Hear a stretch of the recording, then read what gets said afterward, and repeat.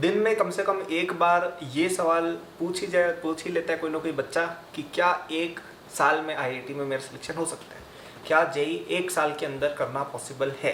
भले वो एक ड्रॉपर हो गया, भले ही वो क्लास 11th बर्बाद करके आया हुआ बच्चा हो गया, या जिसका 11th इतना अच्छा नहीं था, जिसने प्रिपरेशन ही नहीं की 11th में, दोनों ही तरह के बच्चे हो गए। एक साल में उनको बेसिकली प्रिपरेशन करनी है, ठीक है। तो इसका जो साधारण जवाब है वो तो रहेगा एक शब्द में, हाँ कर सकते हो। अब इसका लॉन्ग आंसर हम इस वीडियो में पूरा अच्छे से डिस्कस करेंगे, तो एंड तक ज़रूर देखिएगा, आप समझ जाएंगे। आपको इस तरह की और वीडियोस चाहिए जेई एग्जाम रिलेटेड तो आप डेफिनेटली सब्सक्राइब कीजिए। ये इंडिया का बेस्ट चैनल है फॉर जेई प्रिपरेशन। मैं खुद जेई टॉप कर चुका हूँ and I been mentoring thousands of students for JEE. Actually lakhs में है वो नंबर अब तो, इन द लास्ट 5 years। तो आप you are in the right hands, तो सब्सक्राइब कर लीजिएगा और चैनल वीडियो को लाइक कर लीजिएगा ताकि इस तरह की और वीडियोस मिलती रहे। ऑल्सो हमारा जेई 2023 का एक कोर्स भी चलता है जिसपे 50% ऑफ है टिल 23rd April। तो ये भी इंडिया का one of the best courses है जिससे आप जेई की प्रिपरेशन कर सकते हो। You don't need anything else apart from this course for clearing JEE in 1 year। तो डिस्क्रिप्शन में लिंक दिया हुआ है और बातें बाद में बता देंगे। तो चलिए लॉन्ग आंसर डिस्कस कर लेते हैं कि क्या है वो लंबा आंसर। तो देखिए इस प्रश्न का जो सही उत्तर है वो काफ़ी हद तक बच्चे पर भी डिपेंड करता है, ठीक है। कई सारे बच्चे ऐसे होते हैं जो 5वीं 6वीं 7वीं क्लास से प्रिपरेशन कर रहे होते हैं किसी ना किसी फॉर्म में, कोचिंग, लाइव, ऑनलाइन, ये वो दिस दैट 100 तरह की चीज़ें कर रहे होते हैं और उनका सिलेक्शन जेई मेन में भी नहीं होता है, ठीक है। ऐसे बहुत बच्चे, भरमार है ऐसे बच्चों की। और ऐसे भी कई बच्चे होते हैं जो लास्ट के 6 महीने, 7 महीने, 8 महीने, 9 महीने, 1 साल ऐसे में पढ़ना शुरू करते हो, निकाल लेते हैं। तो क्या ये चीज़ इंटेलिजेंस पर डिपेंड करती है?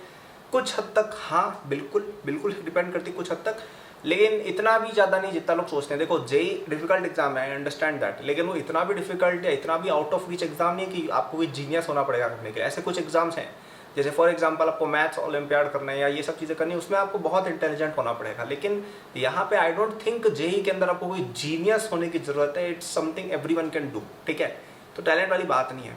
मुझे लगता है सबसे इंपॉर्टेंट चीज़ है जो बच्चे मिस करते हैं ना, वो होती है मेहनत, लगन और डिटर्मिनेशन। तीनों चीज़ें चाहिए आपको। आप ऐसा नहीं कर सकते कि आपके अंदर वो फायर ही नहीं है और आप सोच रहे हो कि मैं निकाल लूँगा। देखो अंदर से होना चाहिए कि यार हमें आईआईटी जाना है, जाना ही जाना है। सो एकदम अंदर से आग आनी चाहिए। मुझे याद है मैं जब छोटा था मेरे अंदर था यार कि मेरे को बहुत अच्छी रैंक्स लानी है, ये करना है, वो करना है, था एक सबके अंदर होना चाहिए। हमारे साथ जितने बच्चे पढ़ते हैं कैट बूस्ट में, जिनसे भी बात होती है कुछ से, तो मैं किससे बात करता हूँ दिख जाता है ना किसकी रैंक्स आ रही है, तो दिखता है यार कि यार इस बच्चे में दम है, इस बच्चे में यार वो अंदर से फायर है करने की। तो फायर आपको लानी पड़ेगी, फायर आपको अंदर से लानी पड़ेगी। वो यार कोई नहीं ला सकता है, वो यार आपके अंदर ही होना चाहिए जज्बा कि यार मैं करके दिखाऊंगा, करके दिखाऊंगी, है ना। कमेंट करके लिखो यार कि अरे यार आई विल डू इट, ऐसा कुछ लिखो प्रॉपर, है ना। अपने आपको ये लिखने वगैरह से भी बहुत फर्क पड़ता है। आपको कमेंट फिल करने में शर्म आ रही, कोई बात नहीं, किसी कागज़ पे लिख दो, जैसा भी आपको मन करे, है ना। तो ये अंदर से तो फायर होनी बहुत ज़रूरी, लगन होनी बहुत ज़रूरी, क्योंकि वो जब तक नहीं आएगी ना, कितना भी कुछ कर लो कुछ नहीं होने वाला है। उसके बाद आई थिंक आपको मेहनत भी बहुत करनी पड़ेगी। 10 से 12 घंटे आपको मिनिमम जुटाने पड़ेंगे ही पड़ेंगे अगले 1 साल तक, जब तक आपका एग्ज़ाम नहीं हो जाता है ना। 10-12 घंटे, ठीक है। कभी कभार समझते हैं स्कूल वालों ने ज़्यादा तंग कर लिया, कभी कभी एग्ज़ाम हो गए, कभी कभी बीमार हो गए, 1 आध दिन चलो समझ में आता है, ठीक है, कोई दिक्कत नहीं है।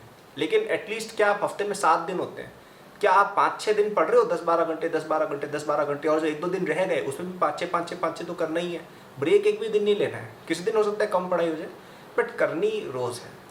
तो अगर आप ये दोनों कंडीशन सेटिस्फाई कर लेते हैं ना कि यार आप में वो लगन है और आप मेहनत करने को रेडी हैं, तो यार कोई डिफ़िकल्ट काम नहीं है, ठीक है।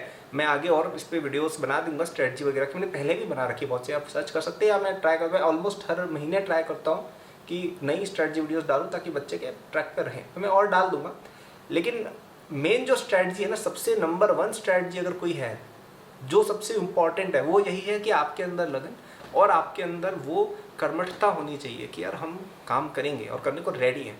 ये कर लोगे ना, अपने आप तुम्हें स्ट्रेटजी सब समझ में आ जाएगी। एक बार पढ़ने बैठो, 10 घंटे जो बच्चा पढ़ना बैठता है ना, उसको किसी स्ट्रेटजी की जरूरत नहीं है। स्ट्रेटजी की जरूरत उस बच्चे को है जो चाहता है कि मैं 1 घंटे में सिलेबस कंप्लीट करूँ। नहीं होता है, मेहनत करनी पड़ती है। मेहनत करोगे, कोई स्ट्रेटजी तुम्हारे लिए काम की नहीं है। फिर भी यार हम आगे बात कर लेंगे, ठीक है। तो 1 साल में जेई हो सकता है, कोई ऐसा सोच के ना बैठो क्यों रे और नहीं होगा, हो जाएगा भी, हो सकता है। तुम्हारे अंदर होना चाहिए कि मैं कर लूँगा, वो हो जाएगा, तुम डेफिनेटली निकाल लोगे, ठीक है। तो आप शुरू हो जाए, है ना, अभी से ही शुरू हो जाए। आप जिस भी कोचिंग में पढ़ते हैं, आपकी 12वीं की कक्षा जल्दी शुरू होने वाली है, उनको ध्यान दे के पढ़ें। 11th के कुछ चैप्टर्स ट्वेल्थ पे मतलब ट्वेल्थ के कुछ चैप्टर्स 11th पे डिपेंड करते हैं। मैंने उसकी लिस्ट अपने चैनल पर डाल रखी, सर्च कर लेना कि कल पे वीरवार list of 11 chapters important for 12th ऐसा कुछ करके उनको पहले पढ़ लो, ठीक है। आपके भी 12th शुरू करने में हो सकता है थोड़ा ब्रेक हो, है ना, क्योंकि अभी जैसे जो बच्चे अभी देख रहे हैं वीडियो, बाद में नहीं अभी देख रहे हैं, उनके तो अभी अप्रैल मिड चल रहा है, तो अभी तो आपके पास टाइम भी है 12th शुरू होने से पहले शायद, राइट। कुछ बच्चों के पास होगा, उसको यूटिलाइज करें। 12th में एकदम डिसिप्लिन तरीके से चले, वेकअप टाइम बनाए, शेड्यूल, ऐसे पूरे प्रॉपर तरीका लगाओ ना एकदम। और तुम्हें और हेल्प चाहिए, तुम अगर बहुत ही ज़्यादा पीछे छूटे हुए हो तो Acadboost will always be helpful for you. इसको आप as a stand alone material भी यूज़ कर सकते हो। हमारा जो JEE 2023 का अल्टीमेट कोर्स आता है जिस पे 23 अप्रैल तक डिस्काउंट है, आप उसको स्टैंड अलोन मटेरियल की तरह भी यूज़ कर सकते हो, ठीक है। और आप चाहो तो उसको अपनी कोचिंग के साथ भी यूज़ कर सकते हो, ठीक है। ये कोई कंपलसरी चीज़ नहीं है यार, आपको अगर पसंद आए तो लेना, कोई ऐसा ज़रूरी नहीं है कि लेना ही लेना पड़ेगा। आपको अच्छा लगे तो आपकी मदद तो बहुत होगी, ठीक है, आपकी मदद तो बहुत ज़्यादा होगी इससे। तो आप इसको सेल्फ स्टडी में भी पढ़ सकते हैं। आप अपनी कोचिंग में पढ़ रहे हैं, आपको ये टॉपिक समझ में जैसे पीछे छूटा हुआ है, आप इसकी मदद लेके उसको समझ सकते हैं। It will serve as a great complement to your existing coaching and it will also serve as a stand alone material if you are preparing on your own. हमारे यहाँ पे आपको लेक्चर्स, टेस्ट सीरीज, DPPs जो चाहिए होता है ना, सब कुछ मिलता है। सब चीज़ों का कंप्लीट सॉल्यूशन वगैरह एकदम प्रॉपर सब कुछ तुम्हें मिल जाएगा। ऐसा हो ही नहीं सकता कि तुम इस कोर्स को पूरा पढ़ोगे और तुम्हारा IIT में सिलेक्शन नहीं हो। इतना कॉन्फिडेंस है, तुम इस कोर्स को पूरा पढ़ना, सारे लेक्चर्स देखना, तुम पक्का IIT में जाओगे। I can almost guarantee that, okay. But requirement क्या है कि वो पढ़ना पड़ेगा, वो पढ़े बिना तो देखो होगा नहीं, राइट। तो you can check it out, link is in description. 23 April तो एक डेट है, अगर आप इसको आज देखें, आज ही एनरोल हो जाइएगा इसमें, ताकि आप इसका सबसे ज़्यादा बेहतरीन तरीके से इस्तेमाल कर पाएँ, ठीक है। तो चलो यार, let me know in the comments क्या रैंक लाओगे IIT में 1 साल के अंदर, है ना, और क्या तुम्हारा प्लान है, ये सब कुछ लिखो।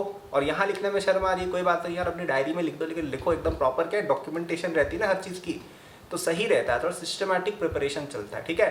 तो I hope you enjoyed this video. Like कर देना वीडियो को, चैनल को सब्सक्राइब कर देना, एंड गुड लक, बाय।